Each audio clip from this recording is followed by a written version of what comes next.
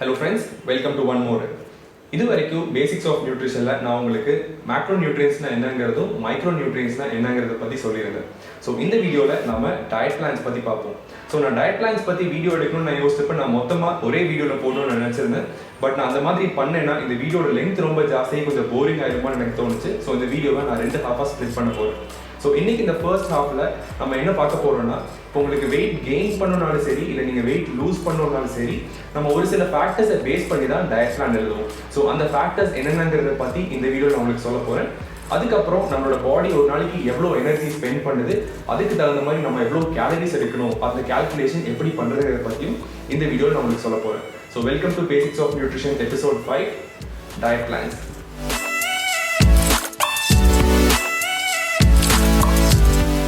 நம்ம weight gain பண்றதுக்கு diet எழுதுறோம்னாலோ இல்லை வெயிட் லூஸ் பண்றதுக்கு டயட் எழுதுறோம்னாலோ நம்ம மெயின்டெனன்ஸ் கேலரிஸ்னா என்னென்ன தெரிஞ்சே ஆகும். மெயின்டெனன்ஸ் கேலரிஸ்ங்கிறது என்னன்னா, இப்போ நம்ம ஒரு நாளைக்கு எவ்வளோ ஃபுட்டு சாப்பிட்றோமோ அதை அப்படியே நம்ம எனர்ஜியை பேர்ன் பண்ணிட்டோம்னா அன்னைக்கு வந்து நம்ம மெயின்டெனன்ஸ் கேலரிஸ்ல இருக்கோம்னு அர்த்தம். ஒரு எக்ஸாம்பிளுக்கு ஒரு நாளைக்கு நான் 2000 கேலரிஸ்க்கு நான் சாப்பிட்றேன்.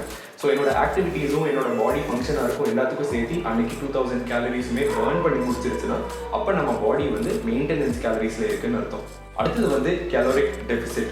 நீங்கள் வெயிட் லூஸ் பண்ணுறதுக்கு ட்ரை பண்ணிருக்கீங்கன்னா நீங்கள் கண்டிப்பாக கேலோரிக் டெபிசிட்னா என்னென்னு தெரிஞ்சே ஆகணும். ஸோ உங்களோட மெயின்டெனன்ஸ் கேலரிஸோட நீங்கள் கம்மியாக சாப்பிட்றீங்கன்னா நீங்கள் வந்து ஒரு கேலோரிக் டெபிசிட்ல இருக்கீங்க. ஸோ என்னோட மெயின்டெனன்ஸ் கேலரிஸ் வந்து நான் 2000 கேலரிஸ்னு உங்ககிட்ட சொல்லியிருக்கேன்.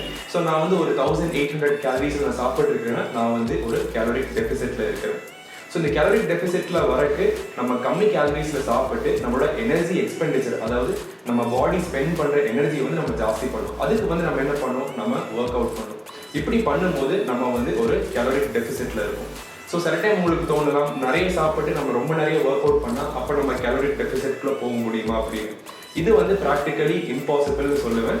இதுக்கான ரீசன் வந்து இன்னும் கொஞ்ச நேரத்தில் உங்ககிட்ட இந்த வீடியோவில் சொல்கிறேன். கேலரிக் டெபிசிட் மாதிரி கேலரிக் சர்ப்ளஸ்னு ஒன்று இருக்குது. அதாவது என்னோட பாடி பேர்ன் பண்ணுறதை விட நான் நிறைய கேலரிஸ் சாப்பிட்டேன்னா அப்போ வந்து என்னோட பாடி வந்து ஒரு கேலரிக் சர்ப்ளஸ்ல இருக்குது. அதாவது நம்ம மெயின்டெனன்ஸை விட ஜாஸ்தியாக சாப்பிடணும். ஸோ 2000 கேலரிஸ் மெயின்டெனன்ஸ்னா நான் 2200ல சாப்பிட்றேன்னா அப்போ வந்து பாடி வந்து ஒரு கேலரிக் சர்ப்ளஸ்ல இருக்குன்னு அர்த்தம். ஸோ நான் கேலரிக் சர்ப்ளஸ்ல இருக்கிறேன்னா என்னோட டயட் எப்படி இருக்குது, என்னோட ஒர்க் அவுட் எப்படி இருக்குங்கிறத பொறுத்து என்னோட பாடி வெயிட் வந்து மசிலாவோ இல்லை ஃபேட்டாவோ ஜாஸ்தியாகும். சுருக்கமாக சொல்லணும்னா நம்ம பாடி பேர்ன் பண்ணுறதை விட நம்ம கம்மியாக சாப்பிட்டோம்னா நம்ம வந்து வெயிட் லூஸ் பண்ணுவோம். நம்ம பாடி பேர்ன் பண்ணுறதை விட நம்ம நிறைய சாப்பிட்டோம்னா நம்ம வெயிட் கெயின் பண்ணுவோம்.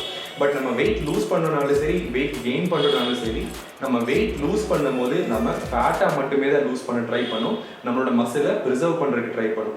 அதே மாதிரி வெயிட் கெயின் பண்ண ட்ரை பண்ணும்போது மசிலாக தான் கெயின் பண்ண ட்ரை பண்ணுமே தவிர ஃபேட்டாக கெயின் பண்ணுறதுக்கு ட்ரை பண்ணக்கூடாது. ஏன் மசில் நான் இங்கே ரொம்ப முக்கியம்னு சொல்கிறேன்னா, நம்ம வெயிட் லூஸ் பண்ணும்போது மசிலும் சேர்த்து லூஸ் பண்ணிட்டோம்னா அப்போ வந்து மசில் லாஸ்னால நம்மளோட மெட்டபாலிசம் வந்து ஸ்லோவாகும். அதுக்கப்புறம் இன்னொரு விஷயம்னா, மசில் லூஸ் பண்ணோம்னா நம்ம பாடி வந்து திரும்ப ஃபேட் கெயின் பண்ற ப்ராசஸ் வந்து ரொம்ப ஃபாஸ்ட்டாக இருக்கும். ஒரு நாளைக்கு நம்ம எவ்வளோ கேலரிஸ் சாப்பிட்றோமோ அந்த கேலரிஸ் எல்லாம் அதே நாளைக்கு நம்ம பேர்ன் பண்ணிட்டோம்னா நம்ம பாடி வந்து மெயின்டெனன்ஸ் கேலரிஸ்ல இருக்குன்னு நான் எப்பயுமே உங்ககிட்ட சொல்லியிருந்தேன். ஸோ நம்ம மெயின்டெனன்ஸ் கேலரிஸ்ல இருக்கும்போது நம்ம பாடி நம்ம சாப்பிட்ற கேலரிஸை எந்தெந்த பர்பஸ்க்கு யூஸ் பண்ணுங்கிறத அடுத்தது நம்ம பார்ப்போம். ஒரு நாளைக்கு நம்ம பாடி எவ்வளோ கேலரிஸ் ஸ்பெண்ட் பண்ணுதோ அதை வந்து நாம TDEEன்னு சொல்லுவோம். அதாவது டோட்டல் டெய்லி எனர்ஜி எக்ஸ்பெண்டிச்சர். இந்த TDEEல 60% வந்து நம்மளோட பேசல் மெட்டபாலிக் ரேட் தான் யூஸ் பண்ணும். ஸோ இந்த பேசல் மெட்டபாலிக் ரேட்டுங்கிறது என்னன்னா, இப்போ நம்ம உயிரோடு இருக்கணும்னாலே நம்ம பாடிக்குள்ளே ஏகப்பட்ட ஆர்கன்ஸ் வந்து வேலை செய்யணும். ஸோ இதெல்லாம் வேலை செய்யறதுக்கு வந்து நம்மளுக்கு இங்கே ஏதாவது எனர்ஜி தேவை.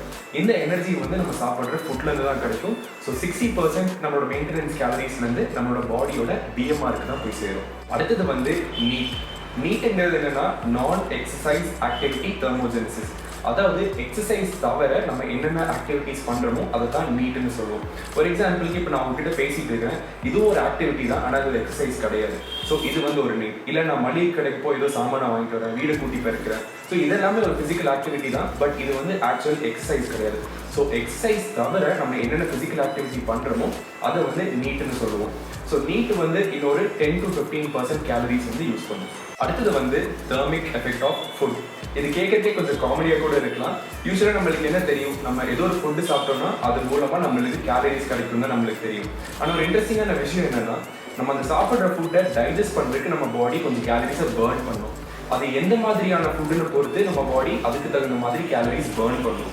ஸோ ஒரு இன்ட்ரெஸ்டிங்கான ஒரு விஷயம் என்னன்னா, கார்போஹைட்ரேட்ஸ்க்கும் ஃபேட்டுக்கும் கம்பேர் பண்ணும்போது ப்ரோட்டீன்ஸை டைஜஸ்ட் பண்ணுறதுக்கு நம்ம பாடி நிறையவே கேலரிஸ் பர்ன் பண்ணணும். ஸோ இந்த தெர்மிக் எஃபெக்ட் ஆஃப் ஃபுட்டுக்கு வந்து அரௌண்ட் 10% கேலரிஸ் வந்து நம்ம மெயின்டெனன்ஸ்லேருந்து போகும். அடுத்தது வந்து எக்ஸசைஸ் ஆக்டிவிட்டி தெர்மோஜெனசிஸ், அதாவது நம்ம பாடி எக்ஸசைஸ் பண்ணும்போது எவ்வளோ கேலரிஸ் பர்ன் பண்ணுங்கிறது. ஸோ மெயின்டெனன்ஸ் கேலரிஸ்லேருந்து வெறும் 10லேருந்து 15% கேலரிஸ் தான் நம்ம பாடி வந்து எக்ஸசைஸ் பண்ணும்போது பர்ன் பண்ணும். ஸோ இந்த வீடியோ ஆரம்பத்திலே நான் உங்ககிட்ட சொல்லியிருந்தேன், நம்ம வந்து என்னதான் நம்ம ப்ராப்பராக ஒர்க் அவுட் பண்ணிட்டு இருந்தாலும் சரி, நம்ம டயட் சரியாக இல்லைன்னா நம்மளால வெயிட் லூஸ் பண்ண முடியாது. அதுக்கு மெயினான ரீசன் இதுதான். ஸோ வெறும் 10 to 15% கேலரிஸ் தான் எக்ஸசைஸ் பண்ணும்போது பர்ன் பண்ணுதுன்னா, நம்ம எவ்வளோதான் நம்ம ஜாஸ்தி எக்ஸசைஸ் பண்ணாலும் மீதி 85-90% கேலரிஸை நம்மளால பேலன்ஸ் அவுட் பண்ண முடியாது. ஸோ அந்த ரீசன்னால தான் நம்ம டயட் ஒழுங்காக இல்லைன்னா நம்மளால பாடி வெயிட்டை லூஸ் பண்ணவே முடியாதுன்னு சொன்னேன். நான் வீடியோ கொஞ்சம் டெக்னிக்கலாக போயிட்டு நான் நினைக்கிறேன், பட் கவலைப்படாதீங்க. உங்களுக்கு எந்த மாதிரி டவுட்ஸ் இருந்தாலும் கீழே கமெண்ட்ஸ்ல எங்கிட்ட கேளுங்க, இல்லாட்டி எனக்கு இன்ஸ்டாகிராமில் மெசேஜ் அனுப்புங்க, கண்டிப்பாக நான் உங்களுக்கு ஹெல்ப் பண்ணுறேன். அடுத்தது வந்து நாம டோட்டல் டெய்லி எனர்ஜி எக்ஸ்பெண்டிச்சரை எப்படி கால்குலேட் பண்ணுறதுன்னு பார்ப்போம். பட் அதுக்கு முன்னாடி நீங்க ஒரு விஷயம் தெரிஞ்சே ஆகணும். ஏன்னா ஆன்லைன்ல நிறைய கால்குலேட்டர்ஸ் இருக்கும், இந்த மாதிரி ஒவ்வொன்றிலேயும் வேல்யூஸ் கொஞ்சம் டிஃப்ரெண்டாக கூட வரலாம். பட் அதை நினைச்சு நீங்க கவலைப்பட வேண்டியது கிடையாது. ஏன்னா இதுக்கு நிறைய மெத்தட்ஸ் நிறைய ஃபார்முலாஸ் இருக்குது.